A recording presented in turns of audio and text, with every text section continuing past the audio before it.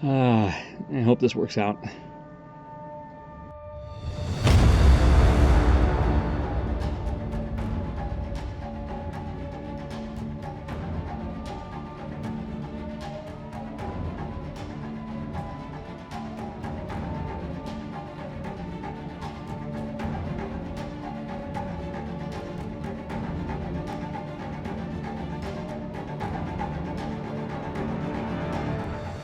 Thank you for joining me for another episode of Paint Panther. Today we're going to learn how to mix paints right on our minis. Starting with a couple of reference guides that I have, we can take a look at some of the options that we have when it comes to painting the B-1 battle droids featured in the tabletop Star Wars game Legion. The different recurring themes, the colors, the tones, and also the contrast and values. The B-1s are featured in many different types of paint schemes, depending on their rank and where they place in the army and their units, can widely vary. As we explore what it takes to mix paint on your miniature, we'll be using a wide variety of technical and contrast paints, as well as shades. The viscosity in each of these paints will also vary and play an important role in how they mix on the miniature. We'll start by applying a cool undertone wash or shade.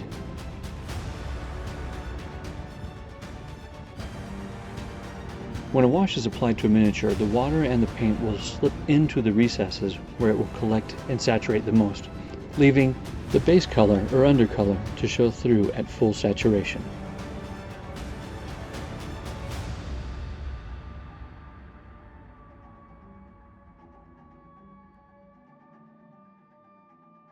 A key fact about lighting is that if your light source is warm, then your shadows will be cool. However, the opposite is also true. If your light source is cool, then your shadows will be warm.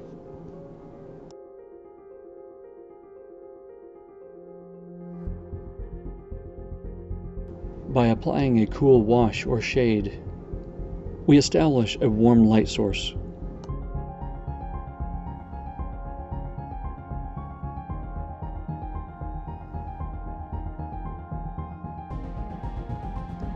Gently dabbing the brush in a clean pot of water will allow you to remove any excess, and any extra water that is placed on the miniature will help wash the colors deeper into the recesses.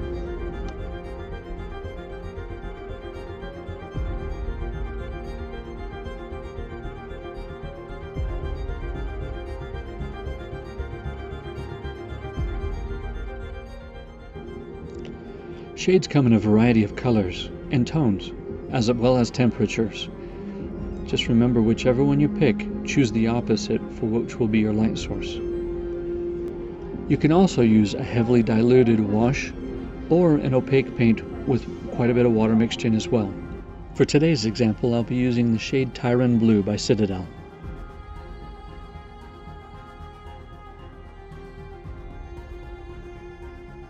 I start by applying a very generous amount of shade to the entire miniature.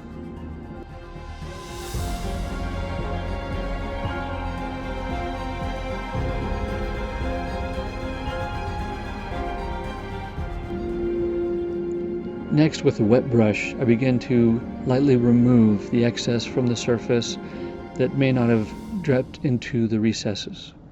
This helps expose the underbase color for its pure saturation, allowing the cool color to remain prominent in the darker areas.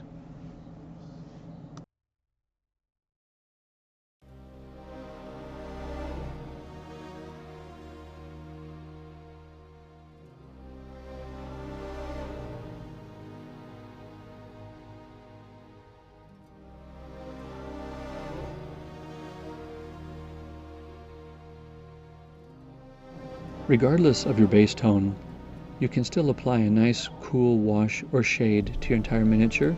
The shade is going to influence the recessed colors with a more cooler, neutral tone.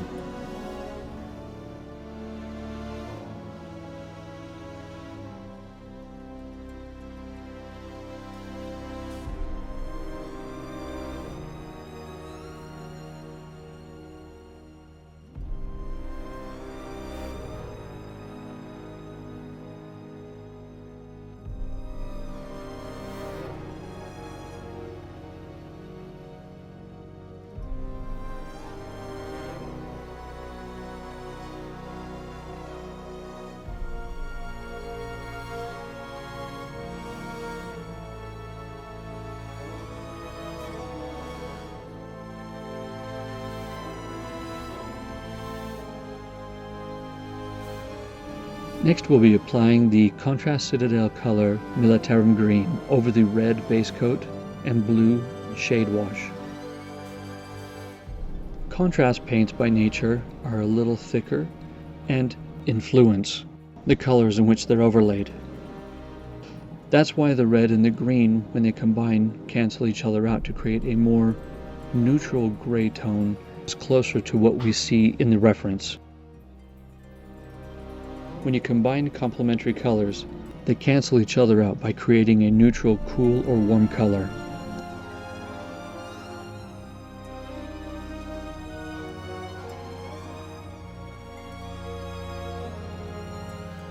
I find this form of color mixing on the miniature produces a more natural yielded result than a paint out of the pot.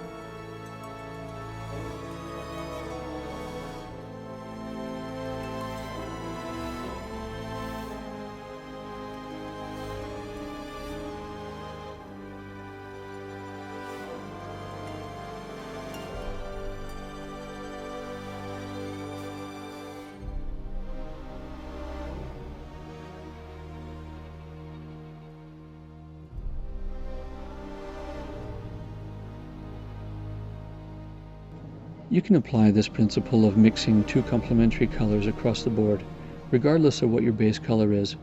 You simply find the complementary color as a contrast or a shade and apply over the top, and you'll find that the neutral that it produces is more natural.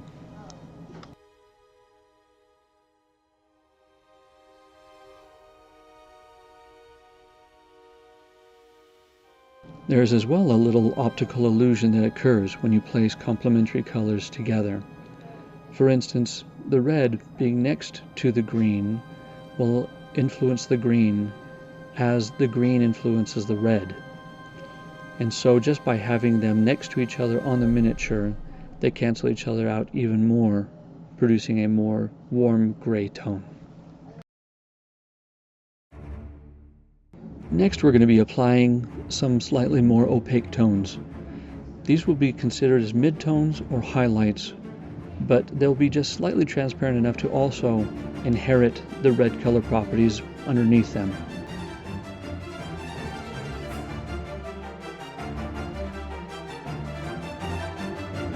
We'll begin by applying our midtones on the raised portions of the miniature that are facing upwards. These will be slight in value in saturation to help them separate from the shadowed areas of the miniature.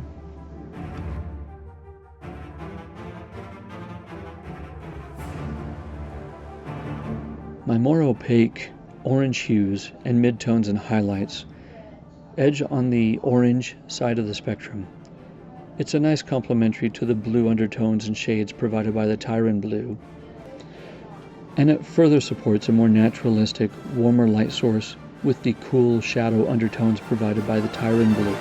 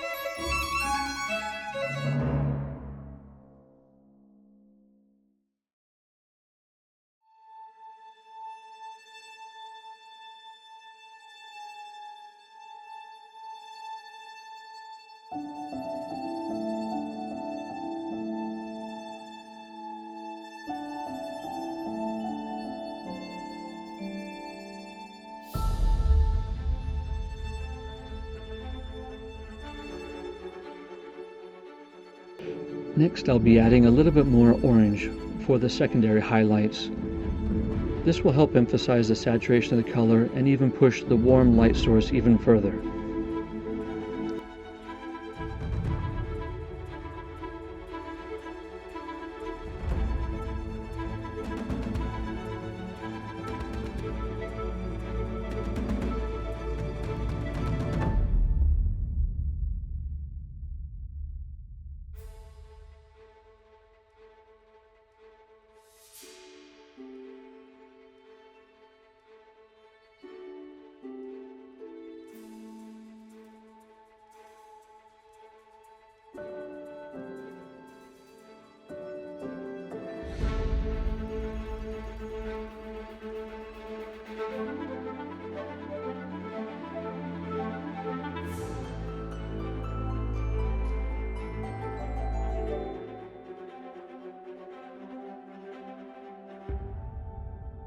Next, we're going to highlight some of the details using a base Mechanicus standard gray.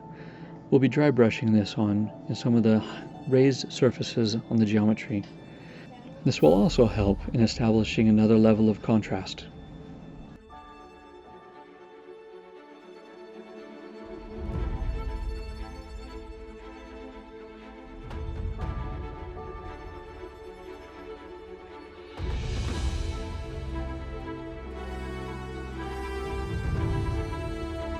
Last, we'll be applying some base lead belcher.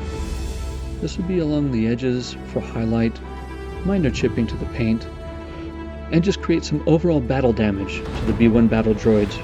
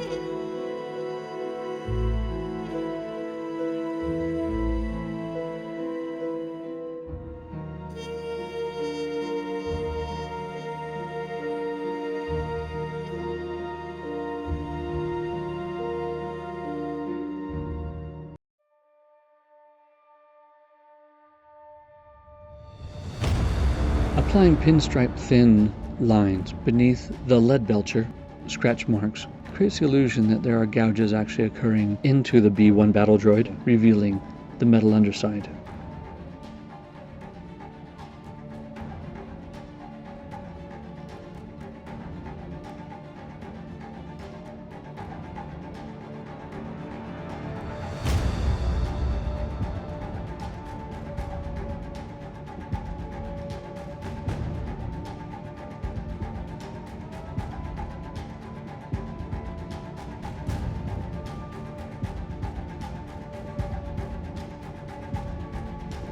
And this concludes our B1 Battle Droid paint journey into mixing paints on the miniature itself. You can apply any combination of shades, medium tones, and highlights. Just remember that if you have a warm light source, you'll have cool shadows, and vice versa. Thank you for watching.